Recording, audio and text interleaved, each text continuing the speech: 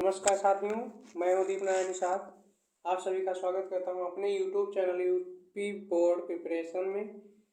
आज तो आज हमारा होने वाला है जीव विज्ञान के बहुत ही महत्वपूर्ण 30 प्रश्नों का संग्रह लेकर के आया हूं, जिसका चर्चा आप सभी के बीच में मैं करने वाला हूं। मनुष्य में वृक्क एक तंत्र का भाग है जो संबंधित है।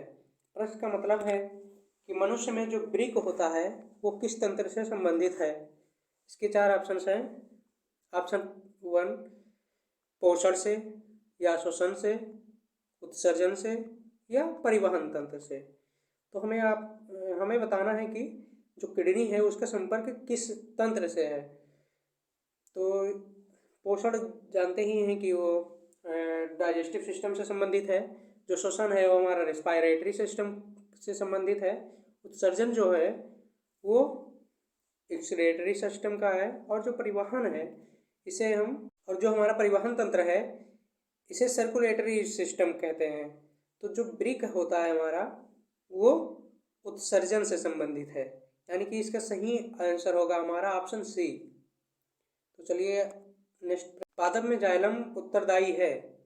इस प्रश्न का अर्थ ये होता है कि जो पादपों में यानी कि प्लांट ओरिजिन में जो जाइलम होता है और फ्लोएम होता है, तो इनके कार्य क्या होते हैं। तो जैसे कि आप जानते हैं कि फ्लोएम जो होता है वो फूड का संवहन करता है, यानी कि फूड को ट्रांसपोर्ट करता है। और जो जाइलम होता है वो जल का यानी कि वाटर को ट्रांसपोर्ट करता है। तो इसके ऑप्शंस को हम देखेंगे। पहले इसके ऑप्शंस हैं हमारा जल का वहन करता है, या भोजन का वहन करता है, या अमीनो अम्ल का वहन करता है, या ऑक्सीजन का वहन करता है। इसका जो जाइलम, जैसे कि हम अभी बता चुके हैं आपको कि जाइलम जो है वो जल का वहन करता है, यानी कि जो वाटर होता है वो प्लांट में जाइलम के द्वारा एक स्थान से दूसरे स्थान पर ट्रांसपोर्ट होता है। तो इसका राइट आंसर होता है हमारा ऑप्शन ये, जल का ऑक्सीश्वसन में ग्लूकोज का एक एटीपी के कितने अणु उत्पन्न करता है।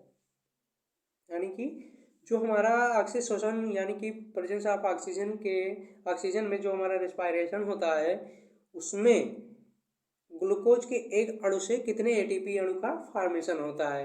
यानी कि एक ग्लूकोज से कितने एटीपी फॉर्म करते हैं या बनते हैं।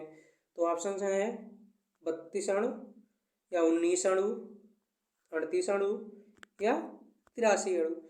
83 अणु किसके, मतलब ये एटीपी के अणु दिए गए हैं।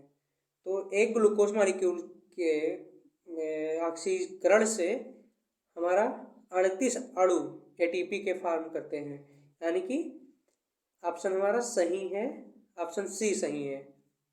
38 molecules of ATPs are formed by glucose 1 molecule. श्वसन में बाहर निकली वायु में ऑक्सीजन की मात्रा होती है। इसमें आपको ये बताना है कि जब हम श्वसन करते हैं या कोई भी प्राणी जब श्वसन करता है तो जो बाहर सांस के दौरान जो आप अपना वो बाहर वायु निकालता है उसमें ऑक्सीजन की मात्रा कितनी फिर लौट आती है, यानी कि रिटर्न होकर के इन्वायरमेंट में फिर आ जाता है हमारा ऑक्सीजन। तो इसके ऑप्शंस हैं 17%, 21%, 11% या 25%। तो इसका राइट आंसर होता है हमारा ऑप्शन ये, यानी कि 17% जो ऑक्सीजन का है वो पुनः है, यानी कि वो ऑक्सीडाइज नहीं होता है। वो 17% जो है वो पुनः है। जब हम सांस को बाहर की ओर छोड़ते हैं तो ऑक्सीजन का 17% भाग बाहर ही वायुमंडल में रिमूव हो जाता है, यानी कि चला आता है। श्वसन में बाहर निकली वायु में कार्बन डाइऑक्साइड की मात्रा होती है। इस प्रश्न में आपको बताना है ये कि जो श्वसन हम करते हैं उसके दौरान कार्बन डाइऑक्साइड की मात्रा कितनी निकलती है, यानी कि कितनी कार्बन डाइऑक्साइड की मात्रा बाहर निकलती है या कितनी % बाहर में निकलती है। तो ऑप्शन है 0.03%, 0.04% या 4% या 2.4%। तो इसका राइट आंसर होता है हमारा ऑप्शन सी। ऑप्शन सी में दिया गया है 4%।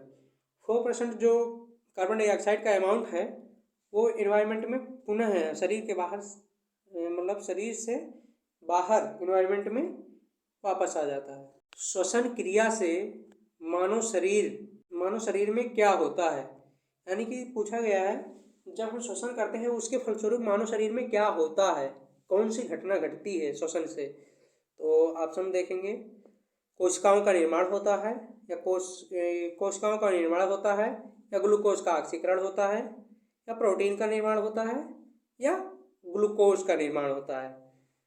तो जैसे कि आप जानते हैं कि श्वसन से कोशिकाओं का निर्माण तो हो नहीं सकता है, ऑप्शन ये जैसा दिया गया है, और ना ही प्रोटीन का निर्माण हो सकता है, और ना ही ग्लूकोज का निर्माण होगा।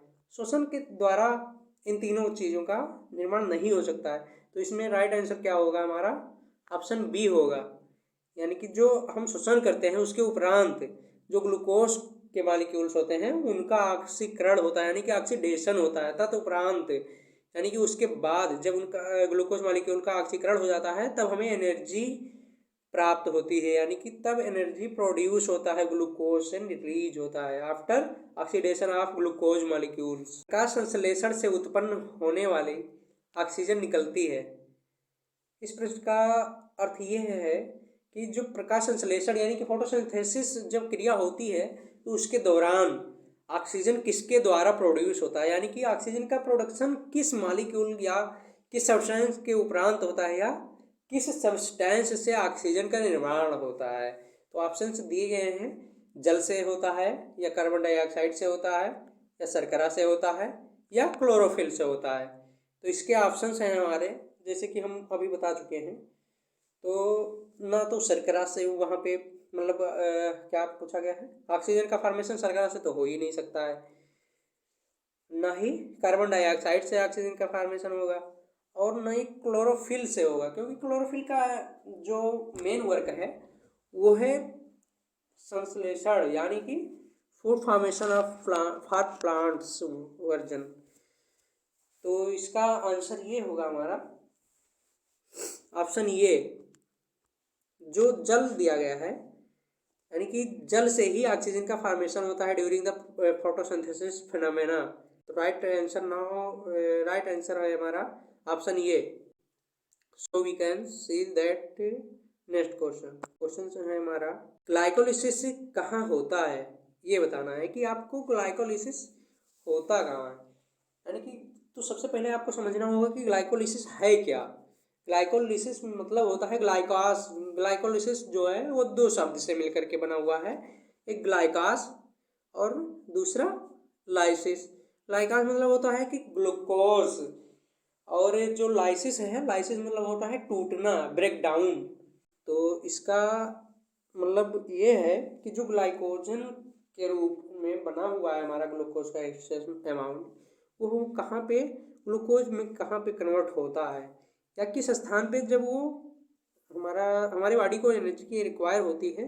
तो ग्लाइकोलाइसिस की प्रक्रिया के द्वारा जो ग्लाइकोजन स्टोरेज में रखा हुआ है वो ग्लूकोज में टूटता है।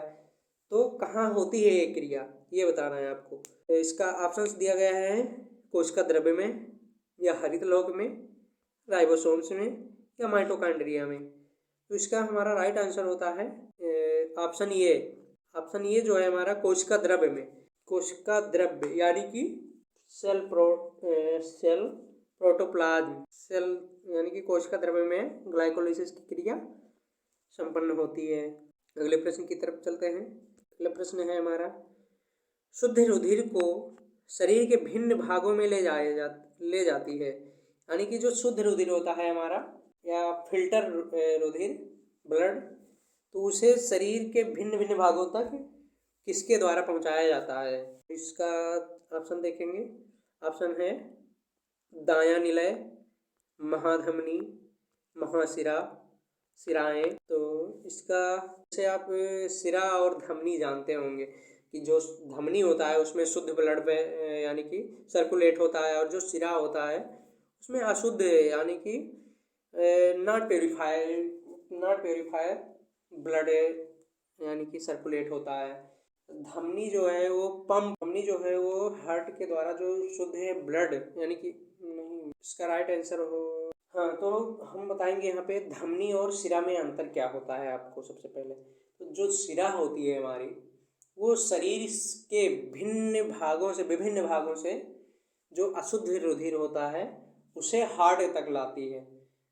कौन लाता है? शिराएं जो होती हैं वो अशुद्ध ब्लड को शरीर के विभिन्न पार्ट से हार्ट तक पहुंचाती हैं। और जो हार्ट है हमारा, उसे वो मतलब हार्ट से जो शुद्ध रुधिर है, यानी कि प्योरीफाइंग ब्लड है, उसे धमनियाँ जो होती हैं हमारी बॉडी के, यानी कि आर्टरी, वो शुद्ध ब्लड को शरीर के विभिन्न भागों तक ले जाया जाती हैं।